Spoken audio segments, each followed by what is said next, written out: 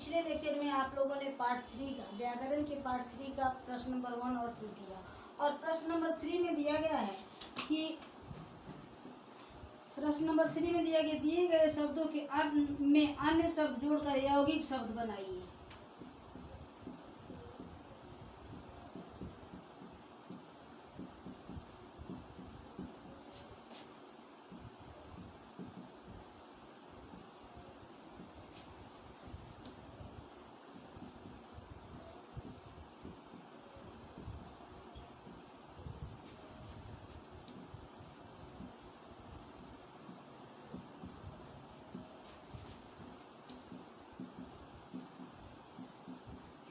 कुछ शब्द दिया गया है और शब्द का में वैसा ही शब्द जोड़ना है जिसको मिलने के बाद सही शब्द कुछ बन जाए।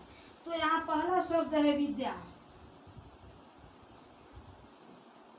ये प्रश्न नंबर 3 है, ध्यान दीजिएगा।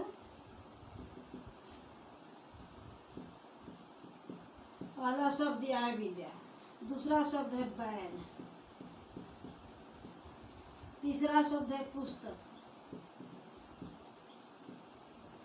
चौथा शब्द है गृह, और फिर है डांग। और इसमें प्लस का चिन्ह दिया गया है, और मिलने के बाद यहाँ पर आपको शब्द लिखना है कि क्या आप जोड़ रहे हैं, और मिलने के बाद जो नया शब्द बन रहा है उसको भी यहाँ पर आपको लिखना है। इस प्रकार से आप क्या जोड़ रहे हैं और जोड़ने के बाद कौन सा शब्द बन रहा है। तो यहाँ पर मैं दूसरे कलर से लिख रही हूँ। यहाँ पर इसमें हमको जोड़ना है विद्या में क्या जोड़ेंगे, तो विद्या में आलय भी जोड़ेंगे तो विद्यालय हो जाएगा, विद्या में अर्थी भी जोड़ेंगे तो विद्यार्थी हो जाएगा। तो यहाँ पर मैं अर्थी लगा रही हूँ, और यहाँ हो गया विद्यार्थी।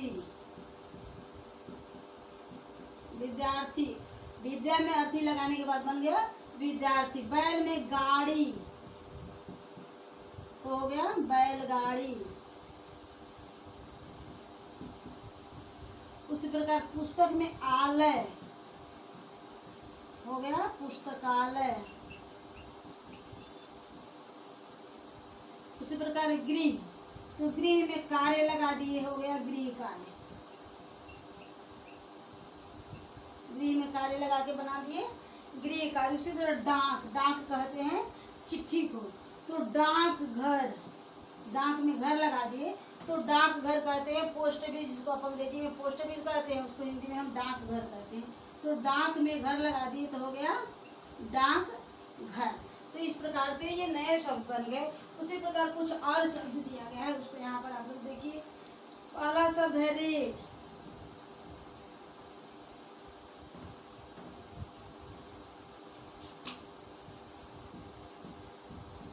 रेल।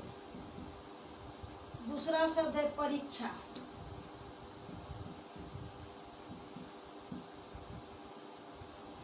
तीसरा शब्द है रसोई,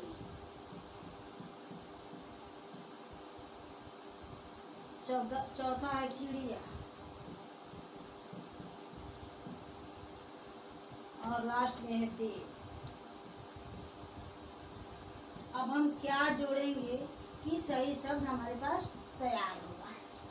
देखिए यहाँ रेलगाड़ी, आप लोग जैसे जानते हैं ट्रेन को हम रेलगाड़ी भी कहते हैं, तो ये बन गया रेलगाड़ी।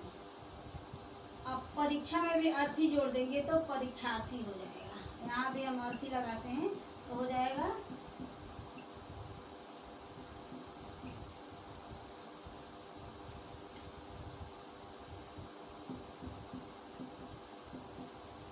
परीक्षार्थी।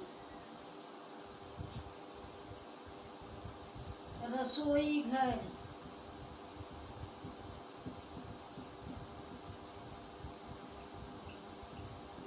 रसोई घर, जब घर लगेगा तो बड़ी से छोटी बदलेगा। फिर चिड़ियाघर, चिड़ियाघर कहते हैं जू को।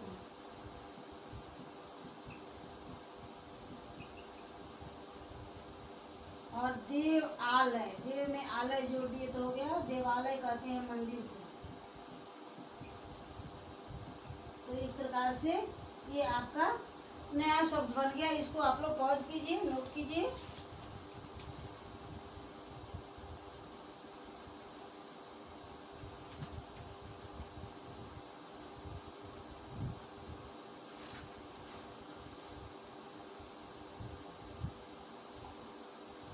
फिर इसको हम मिटा रहे हैं, नया प्रश्न हम आपके पास ला रहे हैं जो पिछले लेक्चर में मैंने आपको बता दिया है। इसको आप लोग पॉज करके नोट कीजिए। मिटा रही हूँ मैं।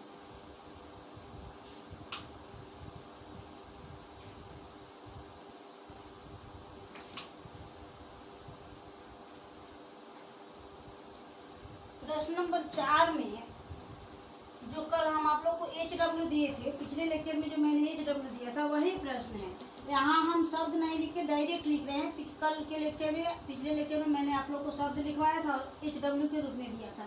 तो इसमें कुछ शब्द है जो कह रहा है कि इसको रूढ़, यौगिक और योग रूढ़ में छांट कर लीजिए। तो हम सीधे मैं इसको बना ही दे रही हूँ। देखिए, रूढ़,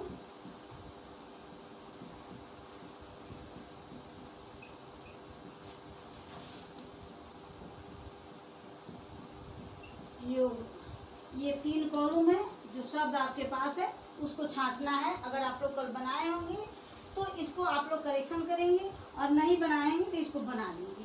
तो सबसे पहले रूढ़ में आप लोग को हम बताए थे कि वैसे शब्द जिसको तोड़ने के बाद अर्थ ना निकला, अर्थ खत्म हो जाए, अर्थ विहीन हो जाए, तो वैसे शब्द को रूढ़, सबसे पहले हम छांटेंगे रूढ़ शब्द। तो सबसे पहले हमें यहाँ कमल निकल जाएगा। कमल को अगर छांटेंगे तो कुछ नहीं होगा। पशु निकल जाएगा, उसके बाद पवन निकल जाएगा, उसके बाद आपका हाथी निकल जाएगा। ये 4 शब्द आपके आ गए, 1 2 3 4। अब हम आ जाएंगे यौगिक शब्द में। इसमें आपने पढ़ा है कि 2 शब्दों के मेल से एक नए शब्द बनते हैं, उसे हम यौगिक शब्द कहते हैं। तो इसमें आ जाएगा विद्यालय, इसमें आ गया विद्यालय। फिर इसमें आ जाएगा हिमालय, उसके बाद आपके आ गया देवालय। लय मैंने होता है घर, देव का घर, हिम का घर, विद्या का घर। और फिर इसमें आ जाएगा एक आपका राष्ट्रपति, देश का पति, देश का मालिक।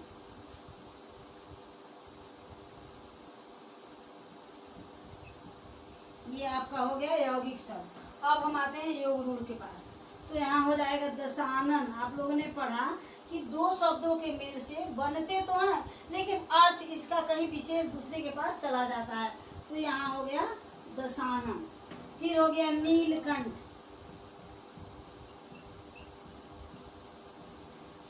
फिर आपका बच गया पीताम्बर, पीला जिसका वस्त्र हो, पीत मने पीला, अंबर मने वस्त्र, पीताम्बर।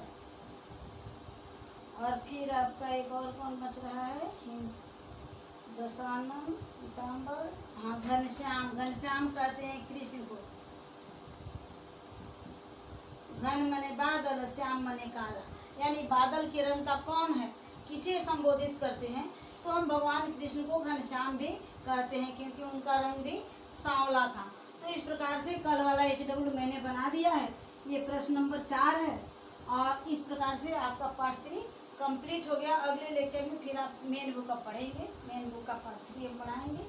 नहीं, पीछे कुछ और प्रश्न है, एक और लेक्चर लगेगा इसको, या आप लोग इसको देख लीजिए। इसको इसी में कंप्लीट कर दे रहे हैं। इसको पॉज कीजिए, नोट कीजिए, और फिर मैं अगला प्रश्न बनवा ही देंगे।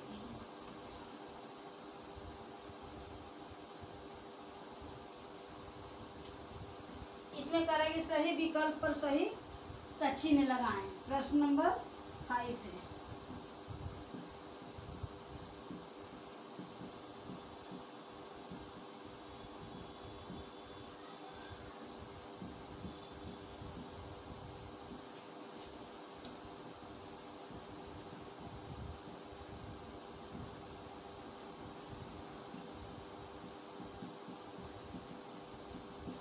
इसको सीधे में बना दे रहे हैं। वर्णों के सार्थक मेल को क्या कहते हैं।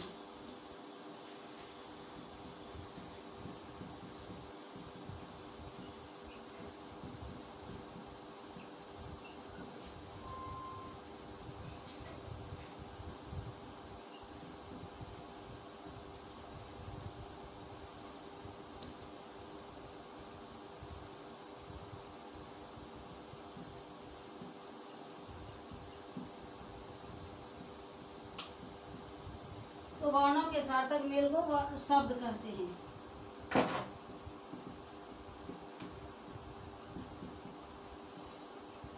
उसके बाद करा अग्नि, सूर्य, मयूर। अग्नि, सूर्य, मयूर इनमें से क्या है? तत्सम है, तद्भव है, देशज है, विदेशज है। तो ये जो है अग्नि,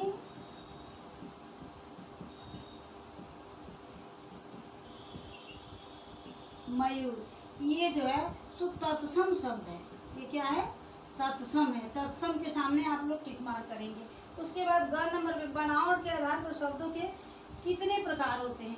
तो इसका भी उत्तर, बनावट के आधार पर इसका उत्तर ही हम लिख रहे हैं, वीडियो बहुत लंबा हो जाएगा। तो इसका उत्तर हो जाएगा 2। बनावट और रचना के आधार पर शब्दों को 2 भागों में बांटा गया था, इसका उत्तर हो जाएगा 2।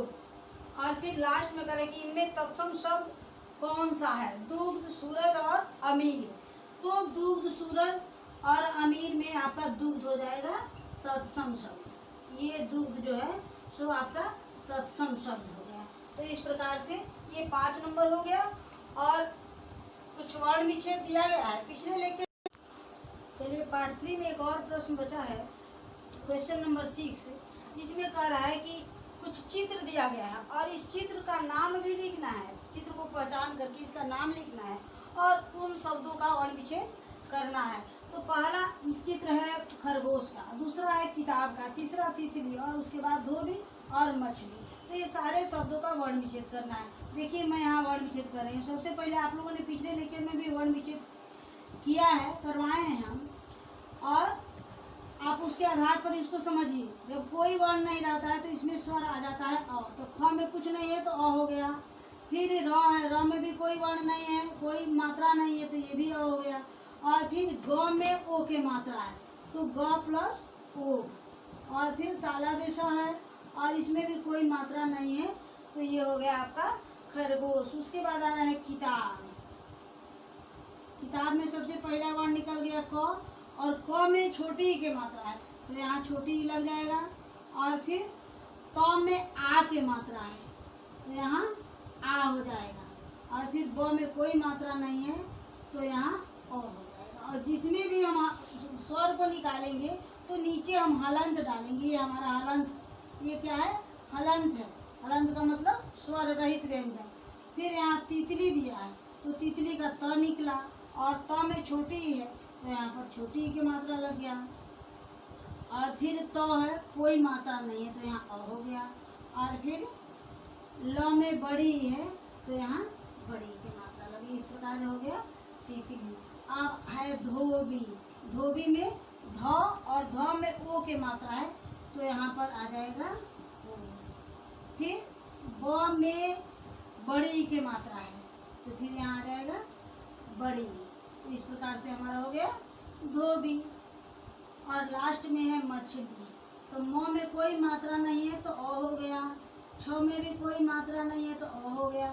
और ल में बड़ी ई की मात्रा है तो यहाँ बड़ी ई हो गया। तो इस प्रकार से पार्ट 3 का ये क्वेश्चन नंबर 6 कंप्लीट हो गया। अब अगले लेक्चर में आप पार्ट 4 पढ़ेंगे जो है वाक्य विचार। चलिए फिर मिलते हैं अगले लेक्चर में। आप लोग इसको अपनी किताब में बना लेंगे और पढ़ेंगे।